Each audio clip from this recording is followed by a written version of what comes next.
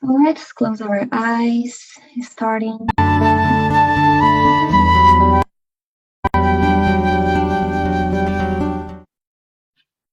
Let's start with the initial prayer by closing our eyes, mentalizing Jesus,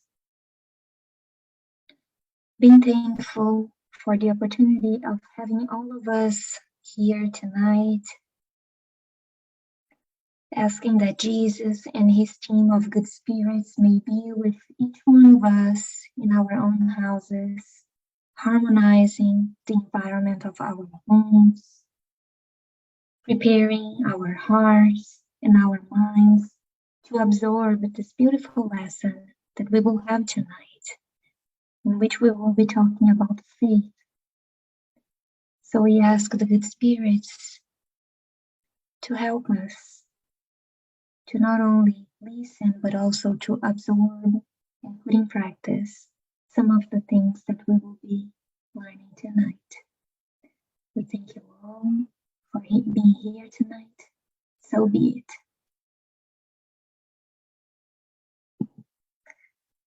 So thank you, everyone. I'm very excited to have you here.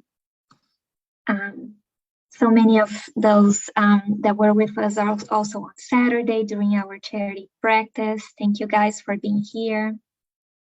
And tonight, we are going to be talking about the chapter 19 of the Gospel according to Spiritism. And this chapter talks about faith. And so I would like to start. I'm not a teacher, but I'm following, Ana Lucia's way of conducting classes, and Cara also is great on doing this. They usually ask you guys to put things on the chat, so I'm trying to be cool tonight. If you could, in the chat, just to drop a few words, or even if just in one word, what is your understanding of faith? What do you think what faith is for you? And I'm going to give you just a moment so you can put your ideas in the chat. So I have belief, a jump into the unknown, belief in the impossible, doubt, trust, hope. Wow, I love how many different, meanings. Strength to carry on, very good, Ana Lucia. And so I think, the most common conception that we all have out there, like in different religions at least, is this understanding that faith is a belief. And it is the believing in something, it is part of being faithful. It's maybe one of the most important steps, or the first one. Because especially if we are talking faith in God or religious type of faith, it means that a belief, it means that you accept, you acknowledge, you believe in a higher power, divinity or something greater. But faith, the meaning, the understanding that Spiritism brings it goes beyond this. So many people put in the chat trust, and it's exactly about that. Faith for Spiritism also has this understanding of trust and surrender. Surrender is a very important word, and just to give you a little bit of an understanding of what surrender means. So let's say that this person is not religious, okay? So even if you are not religious, whenever you get into a plane, you don't know the pilot, you don't have access to all the certifications of the pilot to know if the pilot, how many hours he has had and, all the trainings that he has done, but you trust that the pilot is certified and is able to conduct you safely. But more than just trusting, because you don't have access. There's no way other than believing in that, you are believing that a company, it's not going to hire someone that, doesn't know how to fly. So this idea of trust and surrender is basically, this is a silly example, but it's an example in which you can understand how, whenever you get into this plane, you are putting your life, basically, this is the act of surrender. You are putting your life in the hands of this pilot.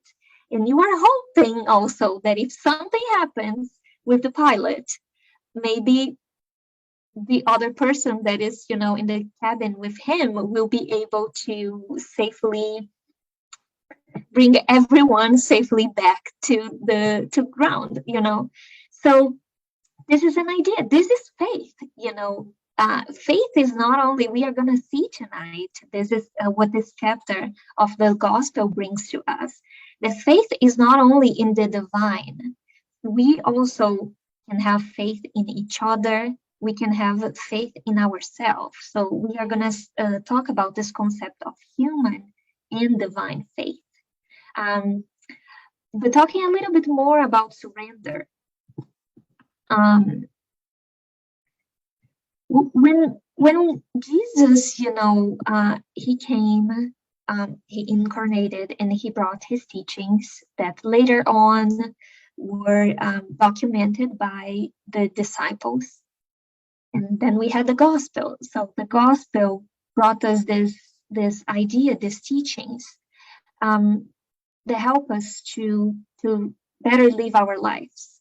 I believe a week or so ago, when Karen was the one giving the talk, the public meeting, she even referred to the gospel as how did she say, like a book, like a book with a list of things that we need to do to be happy and to advance morally and spiritually.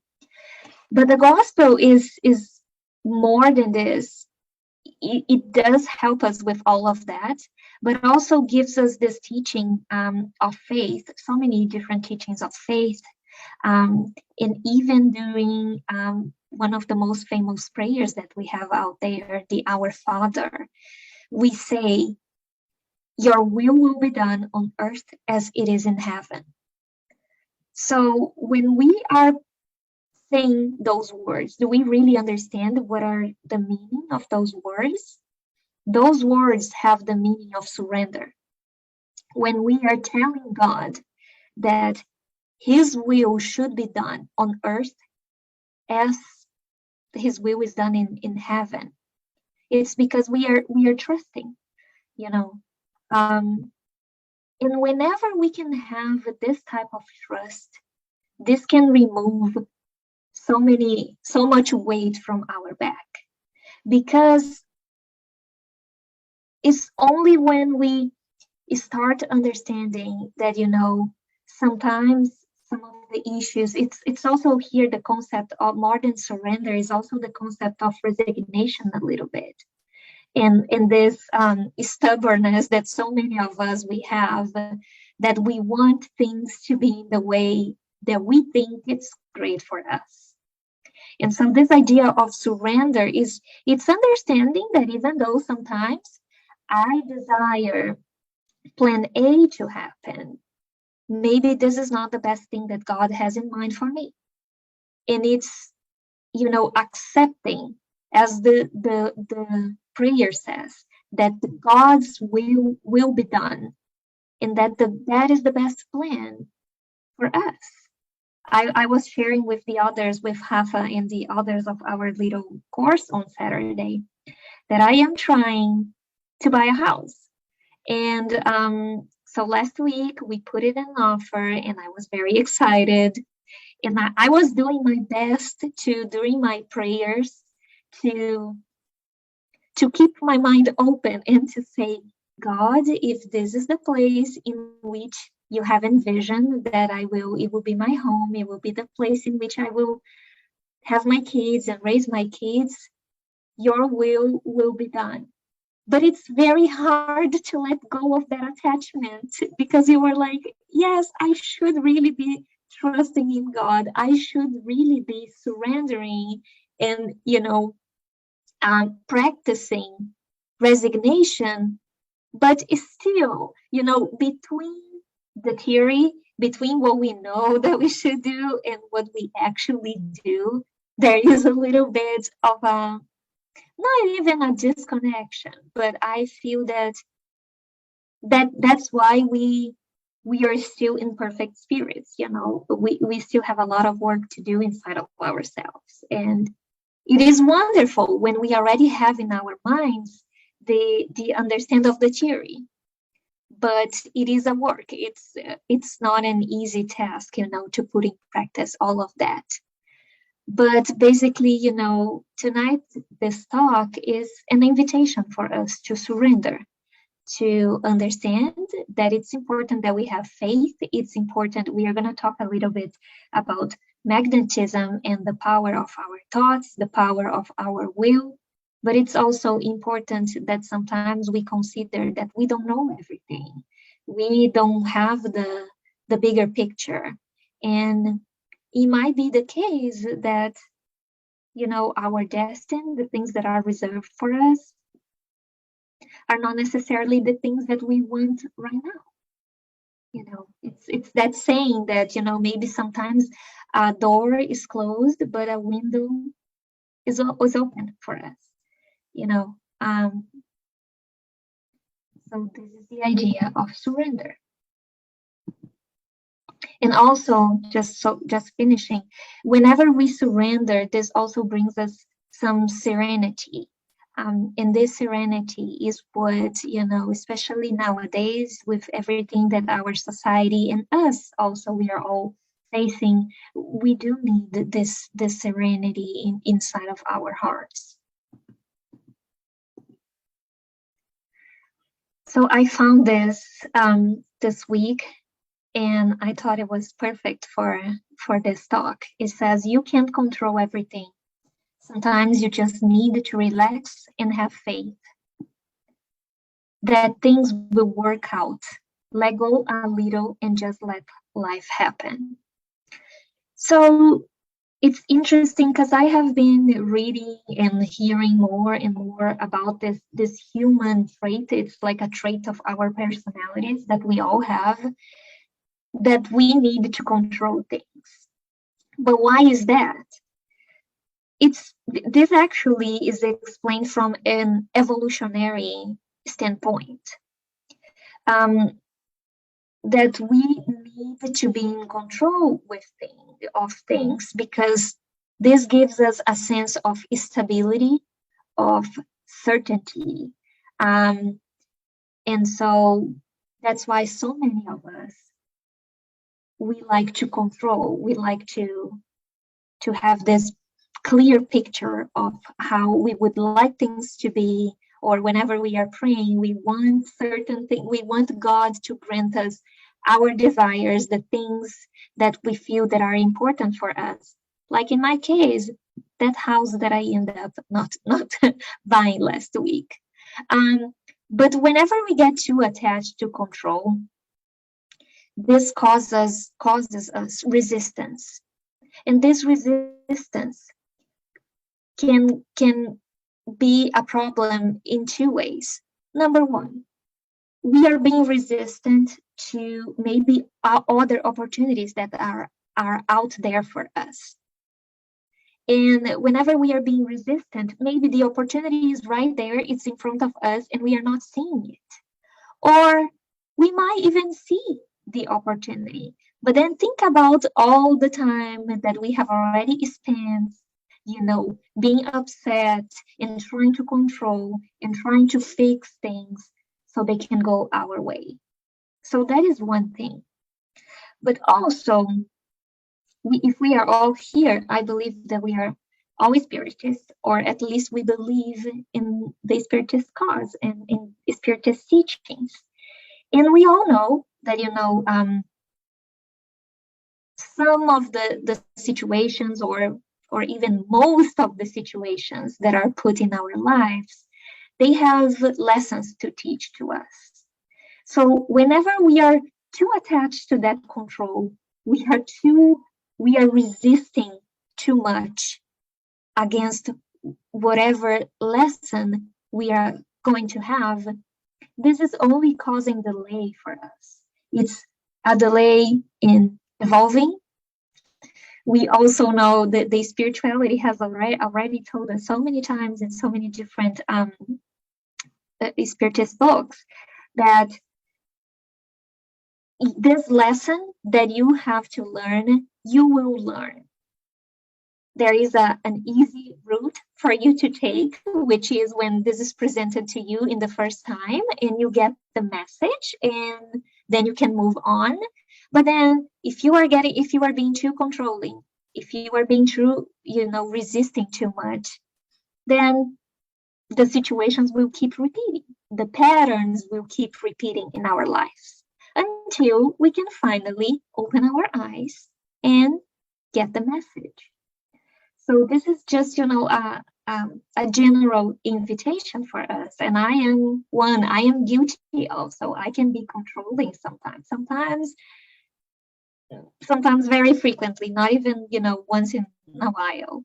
But it's a good thing for us, to stop and understand that, faith, it gives us this peace, this serenity, whenever you release, when you let go a little bit, when you don't have all this pressure on you of needing to fix the world, needing to fix the things around you. When you trust in God, when you trust in the spirituality, this also helps you to find some peace and serenity in your heart. As I mentioned before, this chapter brings us this idea that faith is both human and divine. As I mentioned, the story about the person that is in an airplane, that person may not even believe in God, but he is being faithful in the pilot in that moment. Or maybe, someone that believes in his or her potential of realizing certain things. Sometimes, whenever you have that goal in your mind and you really set yourself that I am going to achieve this, I'm going to make this happen. This is this is the concept of the human faith. And so this is from this chapter of the Spiritist book. And it says, faith is both human and divine. If all incarnates could be persuaded of the force which they carry within themselves, and if they wish to place their will at the service of this force, they would be capable of producing the so-called miracles that are nothing more than the development of human faculties. And so with this, just save that thought. With this chapter also talks about this famous saying from Jesus that faith can move mountains. So basically the context in here is that there was this boy that was possessed, the Bible says, by demons. We Spiritists know that the boy had some less evolved spirits with him. And so basically the father of this boy approached Jesus and asked Jesus to have mercy of his son. And the father of this boy also said that he brought his son to the disciples, and the disciples could not heal him. So that's why, now he's coming and he's talking to Jesus. And then Jesus said, "You unbelieving and perverse generation, how long shall I stay with you? How long shall I put up with you? Bring the boy to me." And then he said, and then the disciples asked Jesus, why was that they couldn't really perform this miracle and, the healing. there is more to this story. He goes on talking about love and all of that. But basically, his answer was, because you have so little faith. I truly tell you, if you have faith as small as a mustard seed, you can say to this mountain, move from here to there, and it will move. Nothing will be impossible to you. So basically, this is the human faith, this ability to perform miracles that Jesus had and so many of his disciples had. And even nowadays, so many mediums or so many healers out there, they can cure people, they can cure physical diseases. So this is nothing more than the human faith. And so we start talking about faith and magnetism. And I know that so many of you that are watching here today are also doing the PASSES course. And one of the lessons in the PASSES course is that in order for you to conduct a Spiritist path, your will is very important. For anything related to mediumship, you setting up your mind, you have the goal, having the will clearly, wanting for that to happen, wanting to really cure the person that is in front of you, or as the disciples were doing. And so the will is very important. And so here we talk a little bit about the magnetism. The magnetism is one of the greatest proofs of the power of faith when we are able to put it into action. It is by faith that it heals and produces those strange phenomena which were formerly called miracles. The power of faith has a direct and special application in magnetic action. Thanks to it, man acts upon the fluid, and the fluid here that we are talking is the universal fluid that is around all of us, that permeates the universe. And so it's through the magnetism that man can act upon this fluid, modifying the qualities of this fluid. And it generates an impulse. And this is how some of these cures can happen. That's why Jesus told his apostles, if you could not heal, it was because you had little faith. And not only this, we are talking, of course, miracles and big things, but I was reading recently one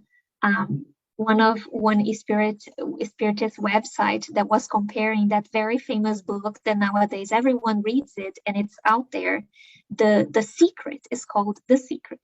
And then the book was being compared to a book from Emmanuel that basically has a very similar message. He also talks about, the power of our thoughts, the magnetism that we have in our thoughts, and that whenever we can really set our mind, set our intentions and our will, we can achieve so many things. So moving along on this, since good thoughts align to our will, aligned to our faith, can produce not only miracles, but also our progress, our spiritual progress. I would like to stop right now and just ask you.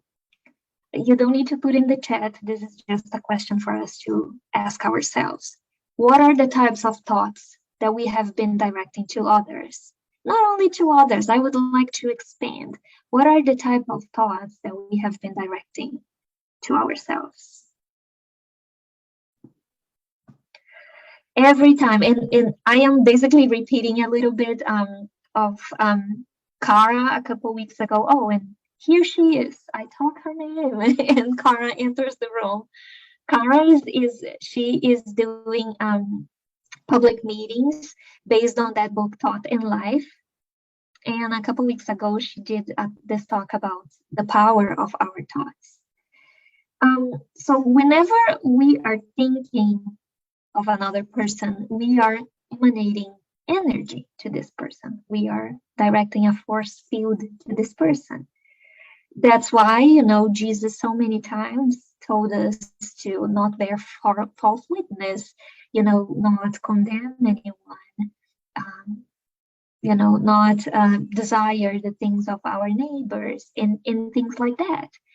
And a very simple example, I know that those that are from Brazil, you probably know stories like this from your grandmother, of like, my grandmother, she used to have like so many flowers around the house, and like not only flowers, but like beautiful plants and things like that. And she would always talk about this friend of her, that this friend of her would go to her house, and the person would say, "Oh, what a beautiful flower." And then the next day, the flower was dead. There are so many stories out there like this, and this is nothing more than an association of, your will, your energy. Sometimes they actually say that some of these people that just by saying, "Oh, your flowers are beautiful," and something happens to the flower, this person might be a medium that is not having his mediumistic capabilities really trained. But this is just, again, a silly example to make us reflect, what are the thoughts that we are directing to others, again, to ourselves, because sometimes we are very thoughtful, and we watch ourselves whenever we are thinking about other people, but we are very quick in thinking, "Oh, I am no good on doing, I don't know, on dancing. I'm horrible at dancing." Or you do something wrong, and the first thing that you think is like, "Oh, what a stupid thing," So it's a moment for us to stop and to think, to try to improve the way that we are treating ourselves, that we are thinking of ourselves, that we are thinking of others. Also, I heard this recently, and I have been trying to put this in practice, that they say that whenever you are cooking, whenever you are making food for your family, you should try, to have good thoughts in your mind in that moment, because it's not only the physical food. It's not only, you are also providing energy. And that's probably why the food from our grandmothers always tastes so good, because our grandmothers, they usually love whenever they have the grandchildren around, and whenever they are cooking for us, they put so much love, so much good feelings, and happiness in really preparing that for us. So let's move along. But this is probably the biggest reflection of tonight's talk. And so we keep talking about the power of faith. And so on the top, this is from Paul in one of his letters to the Hebrews. He said of how to say epistles. He says, "Now faith is the confidence in what we hope for and the assurance about what we do not see." So confidence on our own abilities renders capability of accomplishing physical things that we would not be able to do if we doubt ourselves. So just like I was talking before, some of the miracles that were performed, or being able sometimes by our thoughts to manifest certain things in our lives. How many people that were sick and they really believed that they would find cure for the disease that they had, and they were able, to manifest that. So in the moral sense, when Jesus also talked about the mountains, Of course, he didn't mean that we would physically be able to move a mountain, but the mountains that he means are difficulties, resistances, and problems that we all have in our lives. So any prejudices, any material interests, selfishness, blindness, passions, those are the mountains that block our way to progress. And so when he says that faith can move mountains, it's because we need to have faith not only in God, but also in ourselves. Because again, bringing this message to us, bringing this message to all the times in which we know that we are faulty, we know that we have so many things to improve, but we don't give ourselves the opportunity. But we don't believe that we are able to overcome, maybe our vices, maybe certain patterns of our behavior. We sometimes have this mentality that I grew up being short-tempered. I was born being short-tempered, and this is a trait of my personality. We should not accept certain things as being, things that we cannot change. We should have faith, not only in God, but in ourselves as well.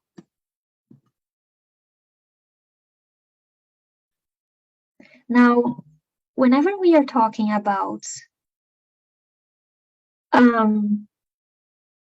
faith in being able to manifest certain things, it's very important, or even as I mentioned before, the power of our will and all of that. It's very important to say that in this chapter, the spirits, they specify that what is the sincere and the true faith. They say that it's always calm. It provides us with patience that knows how to wait. So see here, again, the surrender coming in here. It's not like in the control. It's not always when we want. We need also to know how to wait. Because it carries the certainty of arriving at objective. Calmness in the midst of a struggle is always a sign of strength and confidence. And very important, the spirits talk about this at least 2 or 3 times in a couple paragraphs. They say that we should never confuse faith with presumption. So it's not because in this chapter they are saying that we do have this power within ourselves, that now we are going to be presumptuous and that we are going to be around, feeling that we are better than anyone else, or maybe directing all these energies to things that are not good. So they say that true faith is always linked to humility.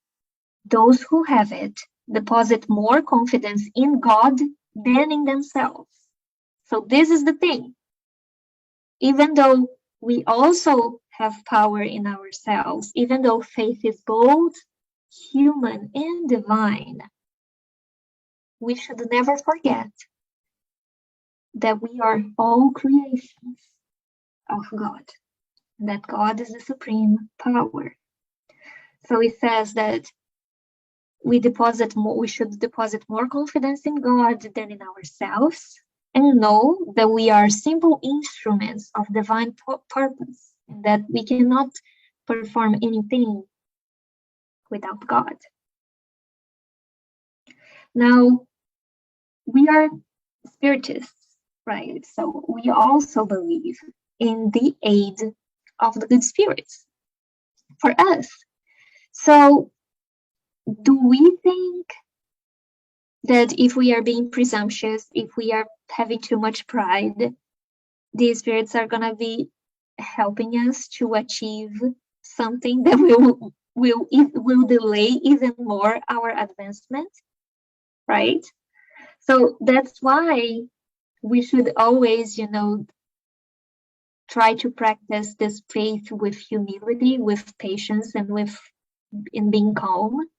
And whenever we are praying, we should not only pray, include the words of like, this is what I would like to have, but it's very important to put ourselves in the humble position and saying, some examples, saying, if this is of your will, if I am to deserve, I don't know, the cure of something, whenever we are putting ourselves in this humble position, in this humble shoes, chances are that even if it is not to give us the direct answer for what we are praying for, the spirits will come to our aid, at least to help us to endure the trial, at least to giving us the strength to be able to surpass, the trial or whatever it is that is going on in our lives. So it's very important that we trust these spirits. We trust our mentor, our guardian angel. Is a wonderful ally for us whenever we are, trying to exercise faith. Now, a big thing for Spiritism is also this idea of a reason faith. So this is also from the Gospel, and it says, so then have faith with all that it contains of beauty and goodness, with pureness and rationality. Do not accept a faith that cannot be substantiated. Love God, knowing why you love him. Believe in his promises, knowing why you believe in them. Follow your counsel, convinced of the end to which we direct you, and the ways by which we take you in order to achieve it. Believe and wait without losing heart. Miracles are the works of faith. So Kardec talks a lot about this, about, this idea of not being, not believing in something just because you are being told to believe, or not having this blind type of faith. Because he says that this blind type of faith is what sometimes causes intolerance. So Spiritism, and when I say Kardec, he was the person basically organizing all the teachings. The teachings are actually coming from the team of spirits, right? But the message that Spiritism has is that this reason faith that they talk so much is basically the act of really thinking, of questioning and reflecting on your beliefs. And more than that, allowing yourself to live respecting your free will, the free will of your neighbor. So if you believe in Spiritism, if you believe in reincarnation, and maybe your neighbor has a different belief, it's okay. It's okay. You can accept that. This is the message of tolerance, of inclusivity. And this is also a beautiful thing about Spiritism. Sometimes we feel that the more you study, the more questions you have. Like when I was studying to come in here and to talk about faith in magnetism and how, whenever we think of someone, we are emanating energy, I had a million questions in my mind. And I wanted to start reading different books so I could really go deep in this and try to understand. And this is the message of a reasoned faith, is to believe in God, but also, to be in a constant look for learning more, to maybe opening ourselves to changing our mind, because the more that we advance, the more information we will have out there. More books are being published. science is also developing more and more in bringing some confirmation to so many, things that Spiritist books have talked in the past. So this is also, whenever we are talking faith, it's important to bring this up, that the spirits do not expect you to just blindly trust on everything. It's important also that you are asking yourself about your beliefs. As this slide says, why you love God, why you believe in God, having those answers inside of you. And so I'm almost getting in the end of this talk. But basically, the gospel is an invitation for all of us to exercise faith, understanding that this incarnation we are on a and I struggle with this word, and a pilgrimage. I'm sorry. The difference is that some are aware of the steps that they are taking, others walk because someone is behind or someone is in front pushing them. But the invitation from Spiritism is that we should walk with autonomy, with confidence, with awareness of our steps, assuming the reins of our spiritual destiny, and knowing how to deliver the reins to God in what concerns to his part. So walking with autonomy, confidence, and awareness. See how we should trust on ourselves. Our will is very important. So this is the message in here. Our will is very important whenever we are setting our minds. It doesn't really help for you, as I did so many years growing up. Before going to bed, I would recite the whole, Our Father and Holy Mary, and I wouldn't even think the words that I was saying was a little bit meaningless because my will was not there, my attention was not there. I was basically just pronouncing words, right? And this message also talks about, assuming the reins of our spiritual destiny, because, that's why we should not bother by the beliefs or my neighbor, because I have better business to take care of. I have my spiritual evolution to take care. So I should think about what I am, what I believe, how can I improve, and understand that this person is also doing their best to the best of their abilities, of their possibilities, and it is fine.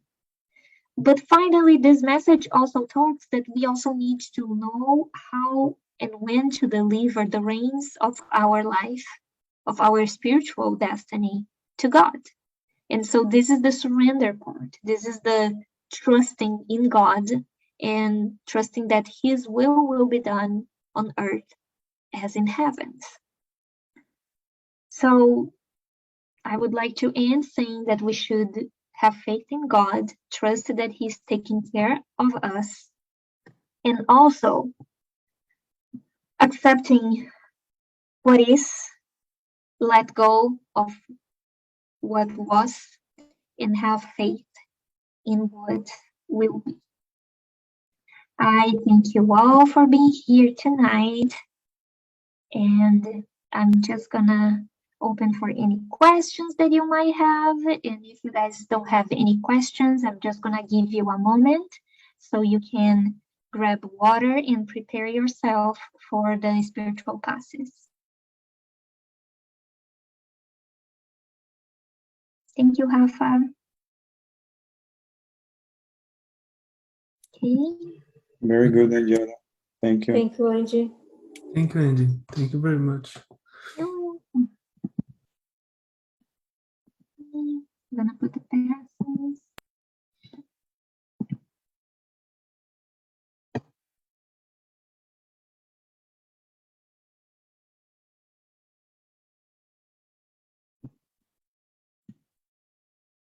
Let's prepare ourselves now for the moment of the passes and the blessing of our water.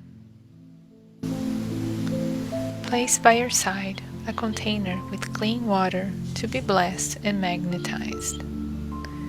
Dear brothers and sisters, no matter where you are in this moment, what difficulties you're facing, Jesus is always ready to come to our help.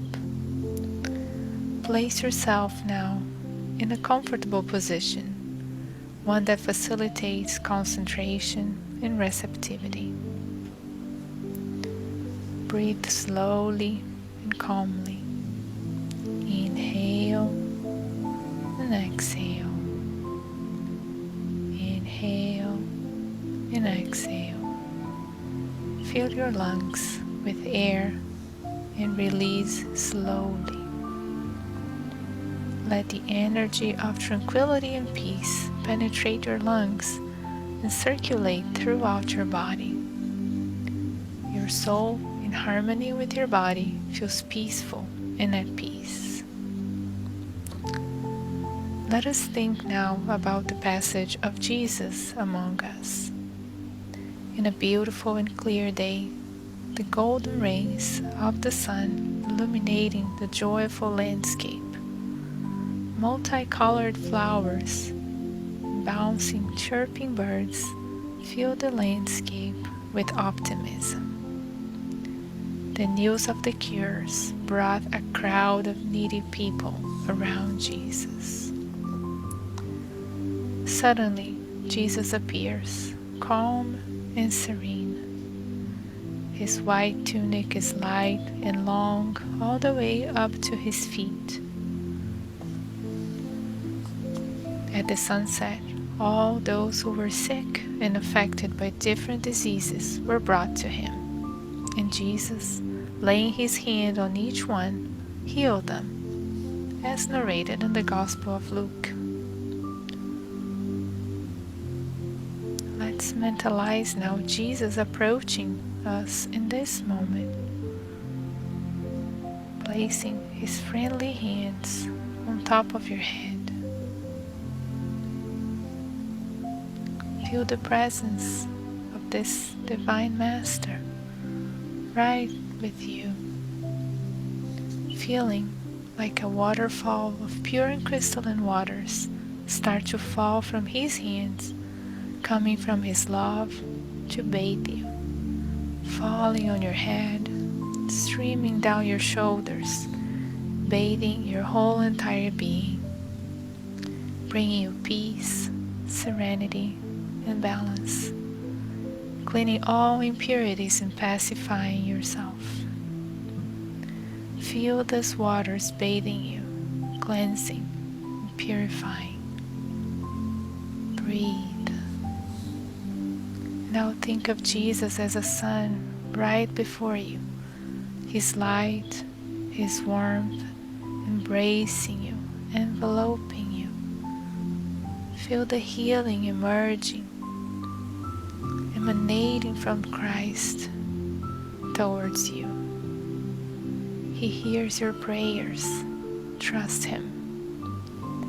His love is infinite. He is always by your side, protecting, offering everything you need. Trust him. Feel and absorb all these magnificent healing energies coming from Jesus in this moment. His light surrounds and embraces you. Feel these energies running throughout your body. Feel yourself re-energized, strengthened, and at peace. Dear Lord Jesus, our divine friend, extend your generous hands, Lord, and transform these waters into remedies for our physical and spiritual ailments. Hold us, Jesus, in your peace. Extend your vibrations of love for the benefit of my home, dear Lord. May peace, health, tranquility reign here with my family. We give thanks to you, Jesus, and pray that you stay with us today and always. Thank you, God.